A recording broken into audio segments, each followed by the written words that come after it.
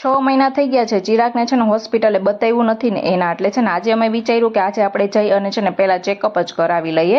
શેનો ચેકઅપ એ હું તમને કહું છું. ચિરાગનું છે ને 1 વર્ષ પહેલાં એક્સિડન્ટ થયું હતું, એના હિસાબે છે ને એને પગમાં ઘણી ઓલી શું કહેવાય 2 પ્લેટ અને ઘણા બધા સ્ક્રૂ છે. હવે એ છે ને સ્ક્રૂ કાઢવાના છે એટલે એનું ફરીથી રીઓપરેશન થવાનું છે. તો અમે એના ચેકઅપ માટે ત્યાં પહોંચી ગયા હતા અને છે ને પહેલાં નામ લખાવી દીધું હતું અને છે ને અમે રાહ જોતા હતા કે ક્યારે ડૉક્ટર બોલાવે ને શું કહે છે એમ. અને છે ને આ દવાખાને જઈને એટલે આમ ધક ઉપડી જાય કે ડૉક્ટર શું કહેશે, કંઈક સારું કહે તો સારું, નકર તો ભાઈ ડૉક્ટર હંમેશા ખરાબ જ કહેતા હોય કે ભાઈ આ પ્રોબ્લેમ છે ને આ ખામી છે ને એવી રીતના.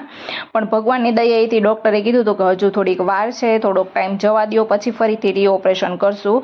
અને છે ને એક એક્સરે પડાવવાનો હતો ચિરાગનો, એ એક્સરે પડાવ્યો ને એના ઉપરથી અમને છે ને આવી બધી વાત કરી હતી. એટલે છે ને હજી થોડોક ટાઈમ છે અને પછી અમે ચેકઅપ કરી અને છે ને ઘરે પહોંચી ગયા હતા અને છે ને 2:30 વાગી ગયા હતા ઘરે પહોંચતા. અને છે ને હમણાં દિવસ એટલા ખરાબ જાય છે ને કે વાત જ પૂછવામાં. અમે આજે જ નવી ગેસ લાઈન નખાવી છે અને આજે છે ને ગેસ લાઈન બંધ થઈ ગઈ છે. ટૂંકમાં એમ ક્યાંય ગેસ આવતો જ નહોતો એટલે ન છૂટકે અમારે છે ને બહારથી ખાવાનું મંગાવવું પડ્યું હતું અને છે ને માથું ચડ્યું હતું ને એટલે ઈચ્છા તો ઘરનું ખાવાનું જ હતું પણ ઓપ્શન હતો નહીં કાંઈ, એટલે બસ બહારથી મંગાવીને ખાઈને સૂઈ ગયા હતા. અને સંધ્યા ટાણું થયું ને ત્યારે અમે ઉઠી અને છે ને અઠવાડિયામાં 1 દિવસ એવો હોય કે હું છે ને બધું શાકભાજી લઈ આવું, એટલે રાધાના હિસાબે ક્યારેક શું કહેવાય કે શાકભાજી લેવા ના પણ જઈ શકું.